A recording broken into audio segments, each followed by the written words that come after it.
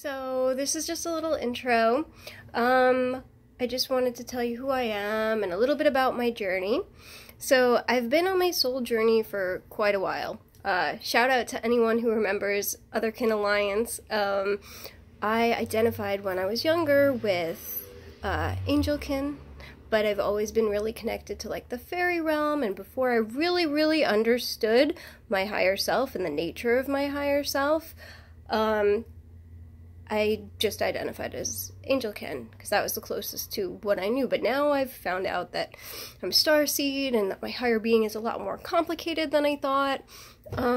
So yeah, it's crazy. Like when I found out about my Mayan zodiac sign, I didn't really know what a seed packet was, and I'm like, yeah, okay, sure. And then, of course, I had my Dark Night of the Soul thing, and been through a lot in the last couple years. I split with my twin flame, and ended up with this guy who was very much matrix programmed, and just very dark energy, and I helped him get through some things and break out of that, but he was really mean to me, and he ended up stalking me, and I kind of feared for my life for a little while. So I got past that, and actually kind of at the end of that, I found out I was watching a Beverly Nation video, and she was talking about the Neo Glimmer event codes. So I was like, what have I got to lose? And I knew that was a good feeling because in 2012, that's the same feeling I had when I was thinking about, you know, power of positive thinking and law of attraction.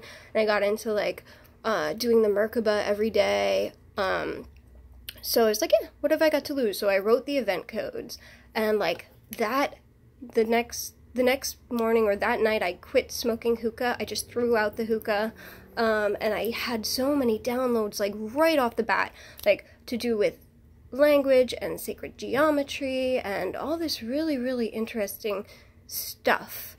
And I have to say, going back to law of attraction, I'm really blessed that Abraham Hicks was like my first and foremost teacher, because Abraham kind of just emphasizes only intending that which you want to create. Don't think about things you don't want to create. Like even to this day, sometimes when people talk about reptilians and all that kind of stuff, I just kind of go, yeah, okay. Like we don't need to all recognize that if we don't want that to be our reality anymore.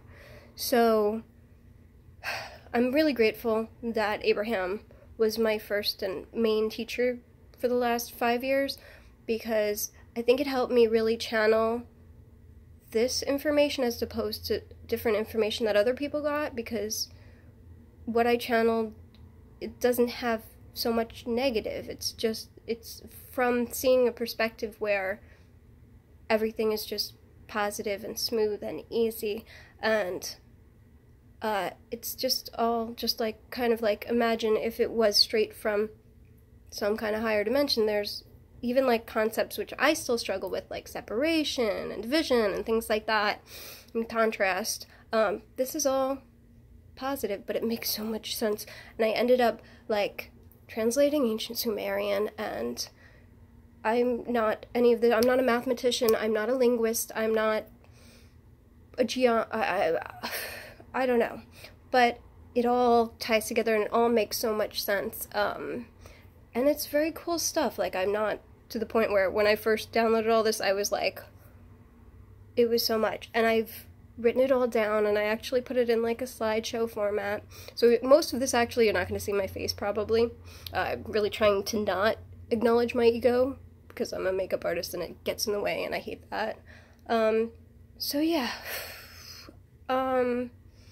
But yeah, I've been strongly connected to the higher realms and goddess like light and energy, and I just downloaded all of this. I called it the Codex, and it's how language and language systems and numbers and everything is interconnected, and it's really interesting. It actually makes a whole lot of sense, and I do feel like this is a really important thing for us to focus on, because it's going to help us. It's going to help us connect with the higher realms. It's going to help us There's so many practical applications of why language needs to just evolve. And I'm not talking about light language, that's a cool thing too, but I'm talking about Western language and alphanumeric system. Like, we can evolve this, and I feel like we really need to. Okay, so that was just my little introduction. Peace, love, namaste.